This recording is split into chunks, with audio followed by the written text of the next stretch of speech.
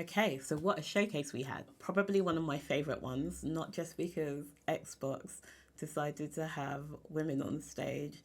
I'm looking at you, Summer Games Fest. Side eye. Criminal offensive side eye.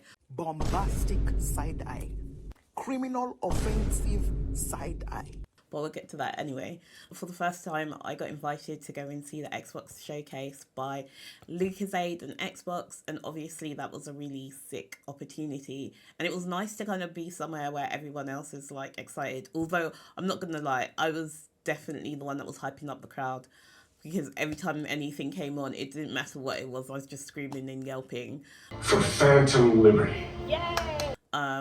So yeah, there's a lot of things that got announced. We're going to talk about some of my favorites and my most memorable ones, and then we'll do a list of what came out. But the ones that stood out for me, definitely we're going to be focusing on. So let's review the showcase and the Starfield Direct. And also thank you so much for Lucozade Energy and Xbox for inviting me to the Microsoft Experience Center to watch this with a crowd of just good eggs. So let's talk the hype. They came in swinging with a BDE. As soon as, let me tell you, and I'm sorry, I'm clapping, like, the hype is very real. Okay, so they came in with Fable. Listen, Fable has had me by the, like, chest hairs since forever, since I had it on the 360. When I tell you that everyone and their Aunt Blossom have been waiting for an announcement since it was teased, like my timeline was, I feel like I made a prayer circle and manifested this energy. It was giving very much light as a feather, stiff as a board.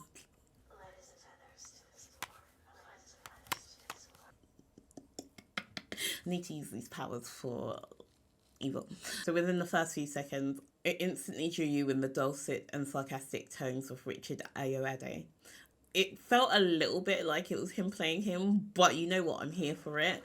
I literally knew what it was straight away. Like I said, I'm really happy for We Are Playground because everyone's been like fully supporting this, and I really hope that like they continue down this journey of getting something that is story focused but fun. They teased us something but gave us no release date.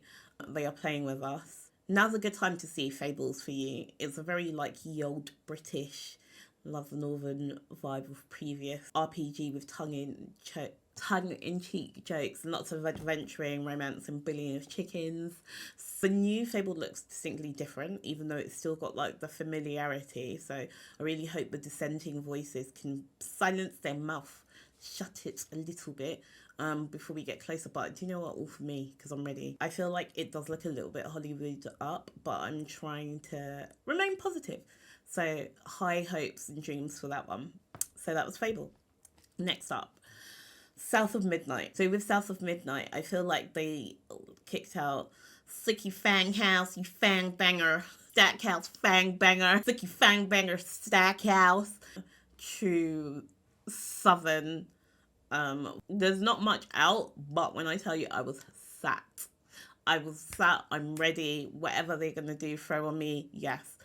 So I really hope that they capture some of that. I don't know where it's based in, like, the southern states, but I just really liked just the vibe and the feel of it, and also really excited that we've got a black femme protagonist that's written by a black woman. So it just means that we're not gonna have like a lot of like corny like you go girl 90s laugh track kind of character. I feel like they're gonna put some depth and work into it, which I'm really excited about.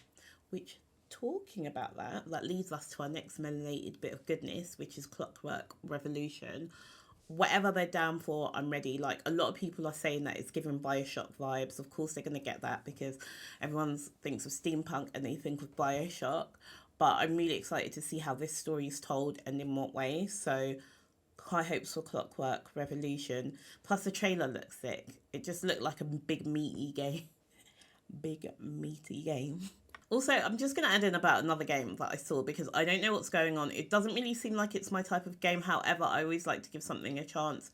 33 Immortals with 33 player co-op. Like, I literally don't even want to speak in a group chat of 4.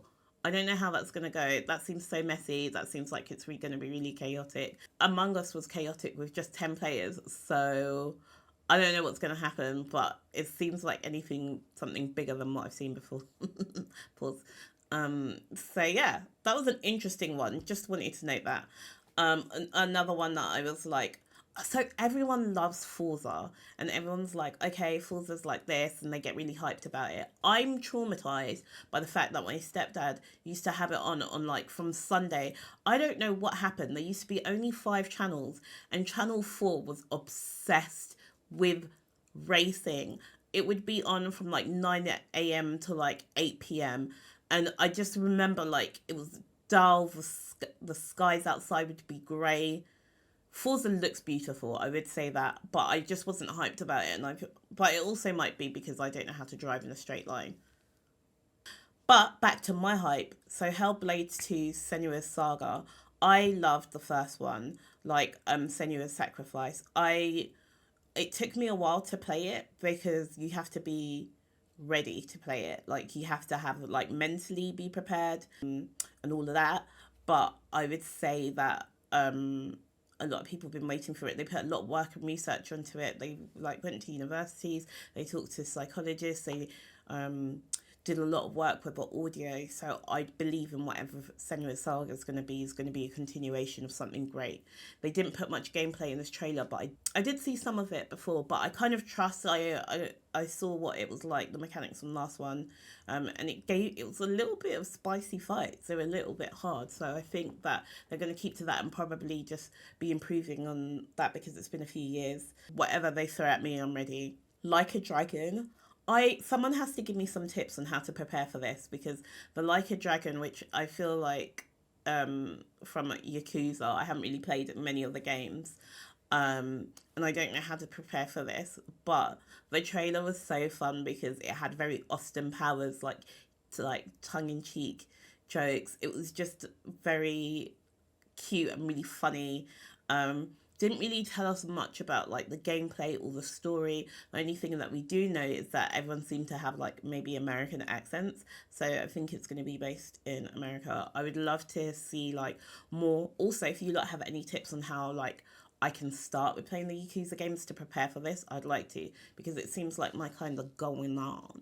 So Like a Dragon's on there, memorable for me. Next one that was a memorable moment for me was Cyberpunk. Cyberpunk got dragged, okay, when it first came out, rightfully so. And I just didn't want to play a game that had like someone's limbs like coming from their elbow because like it was broken. And so when it first came out, because I knew like the state of where it was, I didn't play it. And then it just got to the point that it was like a bit too late. What the hell? Oh my God, no way. Gonna have Idris Elba. I'm ready for it. And also, everyone says that Cyberpunk's improved greatly. Like the issues that they had at the beginning have gone. Everyone that plays it says that it's got a really good story and it's really enthralling. So this is probably a good time to kind of jump into it before 2 comes out. Not 2, sorry. The DLC comes out.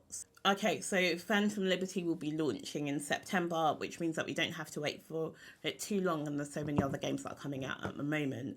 And apparently, even if people don't purchase that expansion, they're still going to be benefiting from the game, so hype for that. So I think this is a good time, and I will definitely be jumping into it. So those were my most memorable. However, let's talk Starfield Direct. Obviously, I have my shirt on because I was so kindly gifted this by Bethesda UK a few months ago. Obviously, everyone's been talking about Starfield, but we didn't know what to expect. There wasn't really much in regards to what we know gameplay-wise and story-wise, so everyone was kind of like waiting with a bated breath for this.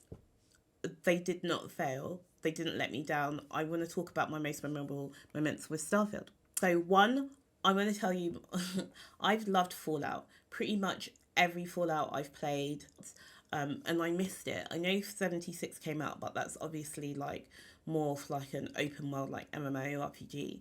And what I missed from Fallout feels like we're getting it from Starfield. It's basically giving you that, but in space, and it looks beautiful.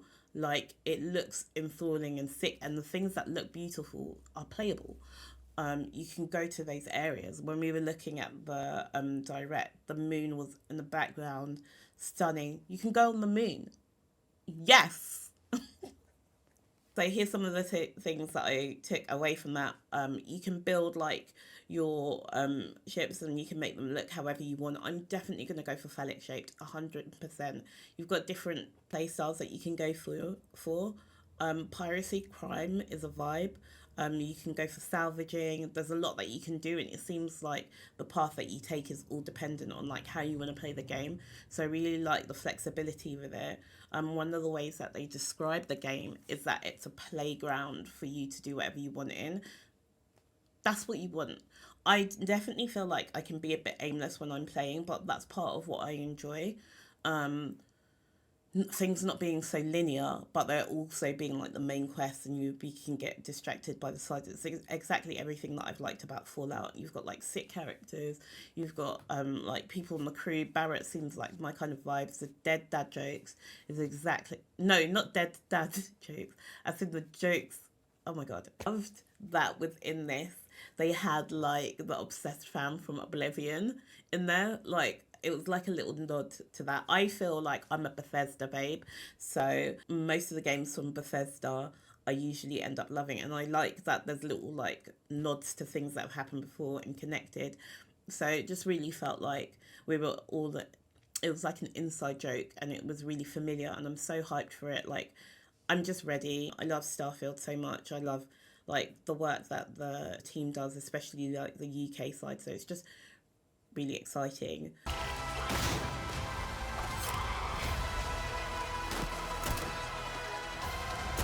We are not stopping.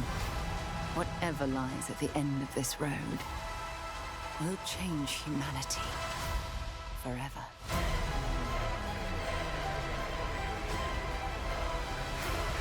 They also were talking about like being able to unlock things like when it comes to things like aiming. As someone that cannot shoot straight, whatever they need, whatever points, whatever things they need me to sacrifice, yes, I'm here for it. And these are all the things that obviously improve the quality of gaming, because then you just get into like whatever you want to do. You can shape the game with how you want it to shape. But these are again the assumptions that I'm making as well, because we haven't had a chance to play it yet. So I'm excited for it to come out so we can get a chance to do that. Those are not my thighs clapping, that's just me clapping in excitement. You can also get to do like romance as well and a story. So it just...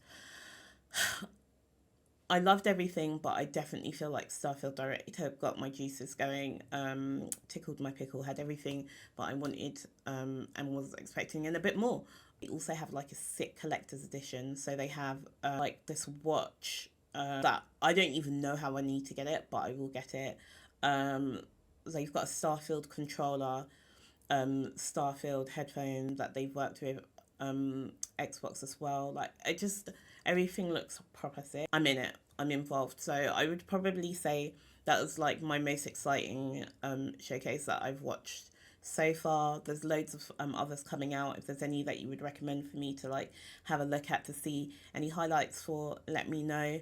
Hope you've enjoyed this. It's a little bit different from what we usually do, but I think we're going to be doing this more. So yeah, thanks. And let me know if there's any other games that you think like we should go and check out, if there's any way that we can prepare for Yakuza, and if there's anything that you're excited about as well. Bye!